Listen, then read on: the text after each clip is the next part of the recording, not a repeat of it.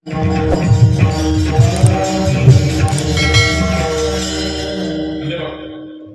सांगितलं अजिबात रडू नका. 6 महिन्यापूर्वी तुम्ही जसे होता ना 2 महिन्यात पुन्हा तुम्ही परत तसेच होणार. म्हातारी म्हणून मी आता कोल्हापूरला नाही जाणार बाबा तब्येत करायला. नाही परत मी तशीच करणार तुम्हाला बघा करते काय करणार बाबा तू. मी जो सल्ला देतो कारण पुण्यातल्या कीर्तनकाराचा सल्ला जरूर ऐका. कारण पुण्यातला कीर्तनकार सल्ला द्यायला विचारलं. एक जणाला प्रश्न पडला होता. त्यांनी विचार केला की त्याला जायचं होतं त्याच्या प्रियसीला भेटायला आणि तो म्हणला मला सांगा आमच्या शेखर महाराजांना. आणि शेखर महाराजांना विचारलं त्यांनी म्हणला महाराज मी जर प्रियसीला भेटायला गेलो तर माझे 500 रुपये खर्च होतील स्टारबक्सची कॉफी प्यायला किंवा मी जर त्या ठिकाणी गेलो प्रियसीला भेटायला तर माझे 500 रुपये खर्च होतील आणि प्रचाराला जर गेलो ना तर मला 500 रुपये मिळतील. शेखर महाराजांना त्यांनी विचारलं मी कुठं जाऊ. शेखर महाराज म्हणजे प्रियसीला घे प्रचाराला जा 1000 रुपये मिळतील. आता कळा तुम्हाला सल्ला का घ्यावा कोणाचा. सल्ला पुण्यातल्या माणसाचा घ्यावा. मग त्या कीर्तनकारांनी सल्ला दिला आजी एकच काम करायचं. ती म्हणजे पोरांनी वाटून घेतलं जवळ काही ठेवलं नाही काही नाही. दिवसभर अन्न मिळत नाही बघावं लागतं. सुना रागराग करतात कुणी पाहत नाही आंघोळ नाही काय नाही इतका त्रास घरामध्ये होतो. मग कीर्तनकारांनी एक काम करायचं काही थोडेफार पैसे शिल्लक ठेवले नाही सगळे देऊन टाकले. तरी पण म्हाताऱ्या हुशारा स्वतःच्या 2016 नंतर जरा त्या पर्स आल्या 2016 नंतर का 500चं सगळं कापड सापडलं होतं ना. गोधडीत सापडलं सागरेत सापडलं पोत्यात सापडलं उशीत सापडलं. म्हातारी म्हणली माझ्याकडे काय नाही तर एक चांदीचा रुपये त्याचे जर 1-1 रुपये केले तर मला आपले 10 रुपये होतील. त्याची किंमत सांगितली त्यावेळेची 10 रुपये होतील माझ्याकडे अशी चिल्लर केली. कीर्तनकार म्हणजे तो चांदीचा रुपये मोडायचा 1-1 रुपये करून घ्यायचे त्याचे 10 रुपये करायचे. म्हातारीला आयडिया दिली रात्रीचं काय करायचं सगळं घर झोपलं की रात्री 12 वाजता ते पैसे डब्यात टाकायचे. उचलायचा डब्यात टाकायचा आणि 10 टाकून झाले की डबा असा हलवायचा खळखळ वाजला पाहिजे कारण उथळ पाण्याला खळखळाट भारी असतो. असा खळखळ वाजला पाहिजे. ठीक आहे म्हणजे काय हरकत नाही. म्हातारीने सल्ला कीर्तनकाराचा ऐकला. कीर्तनकाराने सांगितलं होतं 2 महिन्यामध्ये पुन्हा जशी होती तशीच होणार तू. म्हातारी बरोबर रात्री 12 वाजता पहिला दिवस होता. म्हातारी रात्री 12 वाजता म्हातारी दिवसभर झोपले रात्री 12ला उठली. म्हातारीने तो चांदीचे जे 10 रुपये करून आणले ते रुपये त्या स्टीलच्या डब्यामध्ये 1, 2, 3 असे टाकायचे. मोजत नव्हते पण टाकायचे आणि डबा भरला की पुन्हा ते 10 पडले की असे खळखळ वाजवायचे. सगळं घर झोपलं होतं. कुठून आवाज येतोय चिल्लरचा कुठून पैशाचा आवाज येतोय. ते सुना जाग्या झाल्या आणि आवाजाच्या दिशेने आल्या. ज्या खोलीत म्हातारी होती त्या खोलीच्या भिंतीला कान लावले. तेव्हापासून लोक म्हणतात भिंतीला पण कान असतात. भिंतीला कान लावले. कान लावल्यानंतर चारी सुना म्हणतात म्हातारीने आपल्याला फसवले. म्हातारी काही मोकळी नाही म्हातारी वली म्हणजे पैसे आहेत म्हातारीकडे. आणि रात्रभर म्हातारी तेच करत होती पैसे मोजत होती. म्हणजे जाऊ दे बघ आज. दुसऱ्या दिवशी म्हातारीने तसंच केलं. दिवसभर झोपते रात्री 12ला पुन्हा पैसे उचलले डब्यात टाकायचे 1-2 असे टाकायचे भरलाकी वाजवायची. पुन्हा रात्री 12 वाजता दुसऱ्या दिवशी सुना जाग्या झाल्या आणि सुनांना आता खात्री पटली 2 दिवस ज्या अर्थी म्हातारी पैसे मोजते त्या अर्थी म्हातारीकडं जास्त पैसे कारण 2 दिवस मोजत होते ना म्हातारी रात्रीची. दुसऱ्या दिवशी सकाळी पहाटे 6 वाजता म्हातारीकडे थोरली सुनाली म्हणजे आद्या आजपासून तुम्ही मरेतोपर्यंत गरम पाण्याची आंघोळ तुम्ही माझ्याकडे करायची. थोरली सून म्हणली कारण 6 महिने म्हातारीला गार पाण्याची आंघोळ करायला लागली होती उगाच पाळली होती. म्हणजे आद्या आजपासून 6 महिने माझ्याकडे आंघोळ तुम्ही करायची. मरेतोपर्यंत आंघोळ गरम पाण्याने चांगलं पाणी घेणार तुम्हाला आंघोळ मी आंघोळ करणार. त्याच्यानंतर दुसरी सून आली म्हणजे आता आंघोळ झाली की सकाळचा नाश्ता आणि चहा माझ्याकडं. तिसरी सून आली म्हणजे सकाळचा नाश्ता झाला दुपारचं 12 वाजता जेवण असतं ते माझ्याकडं. चौथी सून आली म्हणजे रात्रीचं जेवण मरेतोपर्यंत माझ्याकडे करायचं. किती रुपयात आहे का सिस्टीम पुढं. असं कुणाच्या बाबतीत जर झालं असेल तर असं कुठल्याही म्हातारीने करू नका. सगळ्या सुनांनी ऐकले आता जन हे सुखाचे दिल्या भेटण्याचे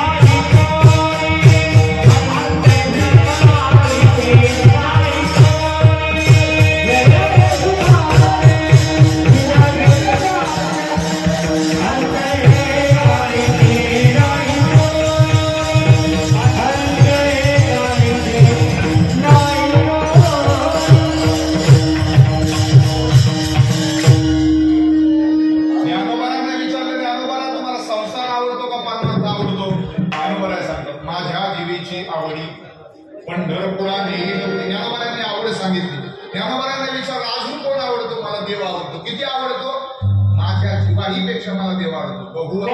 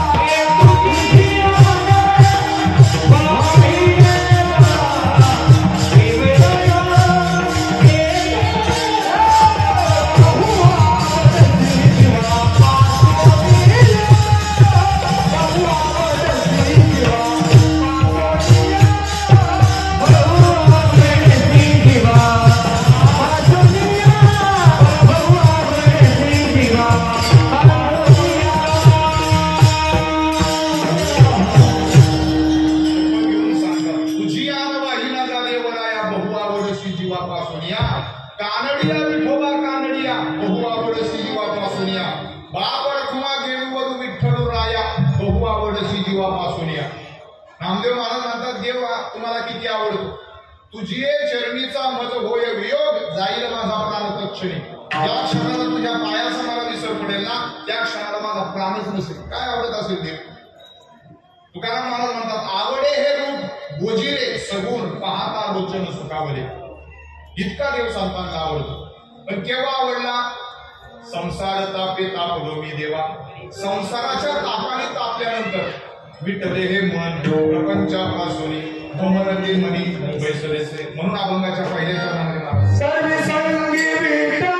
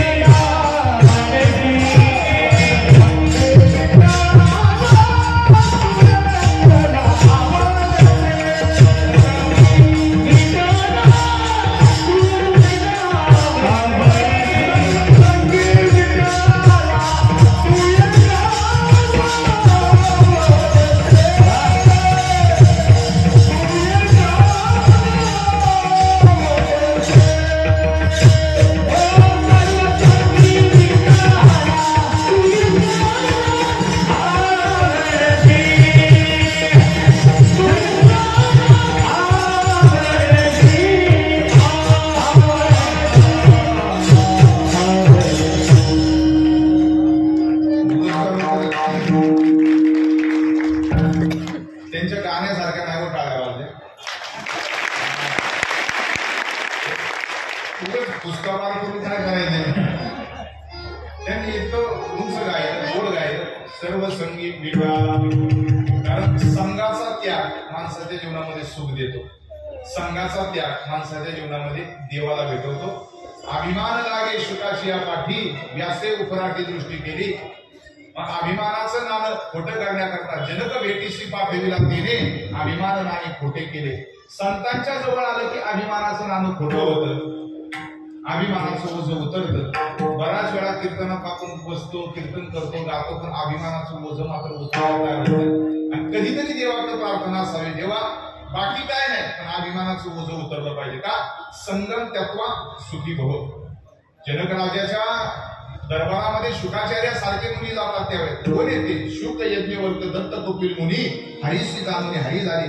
असे शुकाचार्य तिथं जेव्हा जातात ना त्यावेळेस संघाचा त्याग करा. म्हणजे संघाचा त्याग म्हणजे मी माझ्या आईची आठवण विसरले जयाचे अंतकरण पार्थातो संन्यासी जाम पार्थातो निरंतर ज्ञानवरांची मी माझ्या आईची आठवण. काय करावं?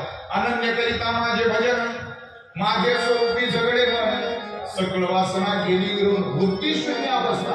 त्या अवस्थेला जावं लागतं. केव्हा जातो माणूस? संघाचा त्याग केल्यानंतर. मग म्हणायला लागतं सुखी मी निजलो का.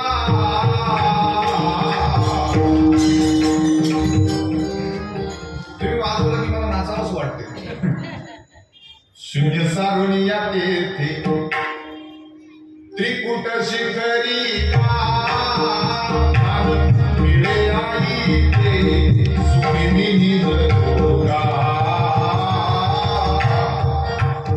ही स्थिती निर्माण होते. कशाने होते? इंद्रिय बांधुनी चित्ताची ठाई चित्त लावावे चैतन्याचे ठाई तेने चिन्मात्र ठसावे पाही देहत्वते ही स्मरेना. याला म्हणायचं संघाचा त्याग. नाथराजांचे बरोबर आहे भागवत. केव्हा होतो? माझी आठवण विसरल्यानंतर, देहत्व विसरल्यानंतर. म्हणून का हे कीर्तन इतकं श्रेष्ठ साधन आहे महाराज. 2 तास कीर्तनामध्ये माणसं सगळंच विसरलेले असतात. घर विसरलेले असतात, मोबाईल विसरलेला असतो. विसरलेला असतं का? थोडे का काळाकरता का चांगली स्थिती बघा अशी समाधी स्थिती. अहो याशी विरटता समाधी पायाला आली. हे वैभव आहे कीर्तनाचं, ही ताकद आहे कीर्तनाची. आणि म्हणून सर्व संगी विटाला एकटा देवा आवडतो. आता तुमच्या पायाला आम्ही मिठी दिली. बघा जगामध्ये जो मोठा आहे ना त्याला जगजेठी म्हटले गेलेले आहे. परमार्थ हा लोकांपासून नसतो, तो परमार्थ हा स्वतःपासून असतो. तुकोबाराच्या जीवनामध्ये जगाला परमार्थ सांगण्याच्या अगोदर तुकाराम महाराजांनी आपल्या स्वतःला परमार्थ सांगितला आणि स्वतःच्या घरात सांगितला. प्रसंग आहे चरित्रातला त्यांच्या. महिपती बाबा लिहितात म्हणजे असेच थंडीचे दिवस होते, दुष्काळाचा काळ त्या ठिकाणी होता. तुकाराम महाराजांनी सगळं वाटलं होतं. कोपला पाटील गावचे हे लोक आता माझं भिक कोण घाली, काय खाली आता कोणीकडे जावे आणि गावात राहावे कवण्यापुढे अशी स्थिती निर्माण झाली. होतं तेवढं सगळं वैभव संपत्ती तुकाराम महाराजांनी जगाला वाटलं. वाटल्यानंतर एक प्रसंग असा आला आता काहीच नव्हतं घरामध्ये. फक्त एक वस्त्रावरती अख्खं घर होतं, अख्खं गाव. भयंकर दुष्काळाची स्थिती होती. एक दिवस असा आला, एक 80 वर्षाची आजी काठी टेकत सकाळच्या वेळेस थंडीनं कुडकुडत महाराजांच्या दिशेने घराच्या दिशेने आले. सकाळच्या वेळी महाराज घराच्या अंगणात उभे होते आणि उभ्या असल्यामुळं आजीला पाहिलं. थंडीनं लटलट कापणारी आजी पाहिल्यानंतर महाराजांना सुद्धा अस्वस्थ झाल्यासारखं वाटलं. मनामध्ये थोडा कळवळा निर्माण झाला. 1000 ठिकाणी लुगडं फाटलं होतं, 1000 ठिकाणी. आपलं कुठंच फाटलेलं नसतं तरी नवीन लागतं. 80 वर्षाची आजी तुकाराम महाराजांना हात जोडते म्हणते महाराज थंडीनं अंग झाकण्याकरता एखादं घरात लुगडं वस्त्र असतं तर द्या. असं म्हटल्याबरोबर महाराज नाही म्हणतील ते तुकोबारा दिसले. नाही हे त्यांच्या जीवनात कधीच नव्हतं. फक्त घरात असं पाहिलं, घरात काहीच नव्हतं पण नाही म्हटले नाही. नेमकी संधी तुकाराम महाराजांना सापडली. आई साहेब आंघोळीला गेल्या होत्या आणि आई साहेबांनी एकच जे लुगडं होतं ते असं मोरीवरती वरती टाकलं होतं, दोरीवरती. असं पाहिलं दोरीवरती लुगडं दिसलं. महाराज घाईघाईने गेले, दोरीवरचं लुगडं ओढलं आणि 80 वर्षाची आजी तिच्या हातात दिलं आणि आजीला सांगितलं आजी हे लुगडं घ्यायचं, 120च्या स्पीडने सुटायचं, पाठीमागून एक्सप्रेस येणार आहे. बघा की आजी निघून गेली, आंघोळ झाली. आता हे सोपं नाही महाराज. मी सांगतो तेवढं आजचं कीर्तन झालं की आपण घरी गेल्यावर तेवढं करायचं. फक्त जाताना जीवन जा सगळं बरं स्वामी, सगळ्यांना आपण जीवन पाठवा. पुरुष मंडळींनी फक्त एकच काम करायचं. घरी गेलं कीर्तनावरनं कपाट खोलायचं. मला माहिती कपाट होतं की पहिले साड्या पडल्या, एक साडी किचन मध्ये फेकायची, एक हॉल मध्ये टाकायची, एक बेड मध्ये टाकायची, एक घराच्या दरवाज्यात टाकायची. फक्त काय होतंय बघा, उद्याचा नाश्ता मिळतो का बघा, मिळत. साडी कुणी घेतलेली आहे, साडी कुणी घेतलेली, साडी घेणारी बोला ना. साडी घेतली आपण, टाकली कुणी आणि बोलणं कोण खात आहे, चांगली गोष्ट आहे. रिटर्न चांगले आहे, परमार्थात असे रिटर्न नसतात, संसारातले रिटर्न येते. आता महाराजांनी सांगितलं आजी निघून जा. आंघोळ झाली आणि आई साहेबांचा हात असा वरती गेला, दोरीला लुगडं नव्हतं. लक्षात आलं महाराजांनी लुगडं कुणाला तरी दिलं. आता आई साहेबांच्या डोळ्यात पाणी आलं. जिजाबाई साहेबांचं पाणी कशासाठी आलं असेल, लुगडं नाही म्हणून नाही, लुगडं घालायला नाही म्हणून नाही राहिल्या. त्यांचाही परमार्थ काही सामान्य नव्हता, फक्त देवाची आठवण आली. देवाला त्यांना एक गोष्ट सांगायची होती, देवा मला साडी नाही म्हणून मी रडत नाही, लुगडं नाही म्हणून मी रडत नाही, फक्त मोरीतून बाहेर यायचंय, तूच सांग मोरीतून बाहेर कसं यायचं, याच्यासाठी वाईट वाटत. आबरू झाकायची कशाने, वाईट वाटतं, डोळ्यातून पाणी आलं आणि परमात्म्याला आसवांची भाषा कळते, त्याला डोळ्यातलं पाणी दिसतं. लोक म्हणतात ना देवाला काय दिसत नाही, त्याच्यासाठी जर डोळ्यात पाणी आलं तर ते त्याला दिसतं. महिपती बाबा सांगतात असा पिवळा पितांबर भगवान परमात्माने स्वतःचा जिजाबाई साहेबांच्या असा अंगावरती टाकला आणि आई साहेबांनी गुंडाळला. आता इथपर्यंत देवाचं वस्त्र मिळाल्यानंतर तर बसलं पाहिजे ना. आता स्त्री स्वभाव पुन्हा आपल्यासारखा, देवाचं वस्त्र पितांबर गुंडाळला, बाहेर आल्या आणि तुकाराम महाराज असे उभे होते.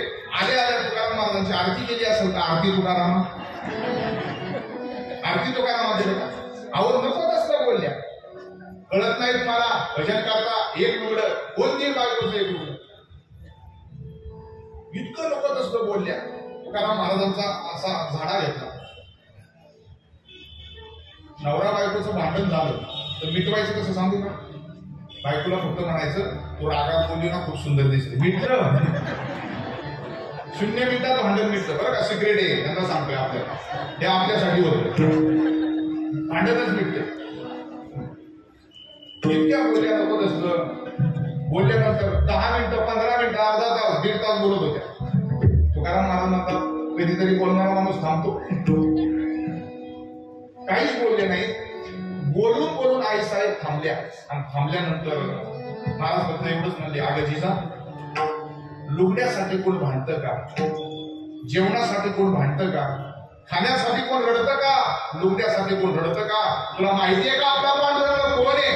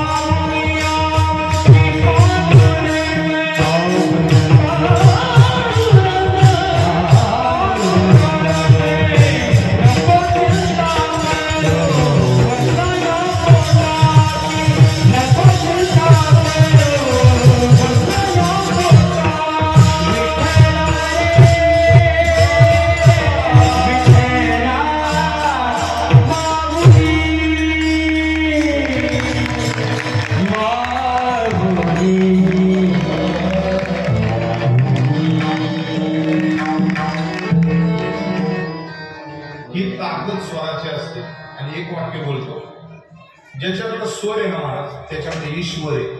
ही माणसं ईश्वराला प्रगट करू शकतात. स्वर जुळले पाहिजे. सगळं जुळलं ना ताकद आहे. उगच नाही. नाचता नाचता देवाचा गरजा हे भेटलेलं आहे. याच कीर्तनात ज्ञानोबारायांनी गावं, नामदेव महाराजांनी कीर्तन करावं, गोरोबा काकांनी वाजवावं, आम्ही सगळ्यांनी त्यांच्या पाठीमागे भजन करावं. परिणाम भगवान परमात्मा नाचतो. माऊली आमची पांडुरंग. तुकोबाया पत्नीला समजवतात काय शिजा खाण्याची काळजी करते. अरे नाही खायला मिळालं ना पाहोनी या झाडे गोरबाडोनी पाला खाऊनी विठ्ठल आला बाबा. घरात काही नसलं तर आपण आपल्या पत्नीला जर म्हणलं झाडाचा पाला खाती म्हणून मी काय शिडी आहे का नाही म्हणायची. पाहोनी या झाडे झाडाचा पाला खाल्या माणसं मरत नाही. लिंबाचा पाला खाल्ला तर उलट रक्त पातळ होण्याची गोळी खावी लागत नाही. रक्त शुद्ध होते ती ताकद आहे लिंबाच्या पाल्यावर. तुकोबाराया सांगतात त्या काळी आपल्या पत्नीला नाही खायला मिळालं एखादं झाड पाहायचं पाला ओरडायचा खावणी विठ्ठल आळवावा पाला खायचा पण विठ्ठल म्हणायचं. एवढंच नाही नको चिंता करू वस्त्रा या पोटाची लुगड्याची काळजी करू नको पोटाची काळजी करू नको. तुला माहितीये का माऊली आपुली पांडुरंग आपला देव सामान्य नाही. त्याला जगजेठी म्हणतात. जगजेठी कुणाला म्हणायचं ऐका बघा का ऐका मला फक्त उत्तर द्या. आपल्याकडे अशी पद्धत आहे हिंदीमध्ये जर जावा जावा असतील ना तर मोठ्या जावाला काय म्हणतात. कोण सुंदरी म्हणते मोठ्याने सांगा ना जेठानी म्हणतात. जर धाकटी जावा असेल तर तिला काय म्हणतात देवराणी. दोन्ही उत्तर तुमच्या अगदी बरोबर आहेत. आता मला तिसरं उत्तर द्या. मधवीला काय म्हणतात सांगा. सांगूनच दाखवा तुम्ही. मी असं ज्या कीर्तनात असा आता विचारत होतो कुठल्याही महिलेला सांगता येत नाही सांगता आलं नाही. थोरलीला ती म्हणली बरोबर आहे जेठानीच म्हणतात. धाकटीला ती म्हणली देवराणीच म्हणतात. 5 मिनिटांनी इकडे विचारलं सांगा बरं म्हणलं मधवीला काय म्हणतात. कीर्तनात बसलेलं एक म्हणलं महाराणी म्हणतात. म्हणजे ते त्याच्या ते मधवा असं ते त्याच्या बायकोला महाराणी म्हणत होतो म्हणून त्याने उत्तर दिलं.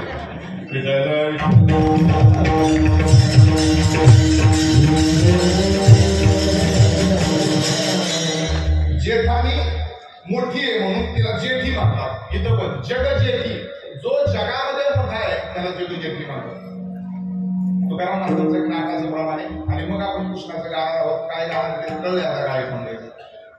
आता या जीवाची यासाठी नसू दे पडली या मिठी तुका म्हणीसीन लो जगजेठी. हे काम गात नाही यांचं आपल्याला ऐकायचं म्हणून आपण बोलत ऐकायचं. दादा आबा मामा आहेत विषय घेत आपलं आता ज्याचं रोजचं म्हणत त्याकडं आता या जीवाची यासाठी दोन नसू दे पडली या मिठी तुका म्हणीसीन लो जगजेठी तुका म्हणीसीन लो जगजेठी नरगेची दुसऱ्याची नरगेची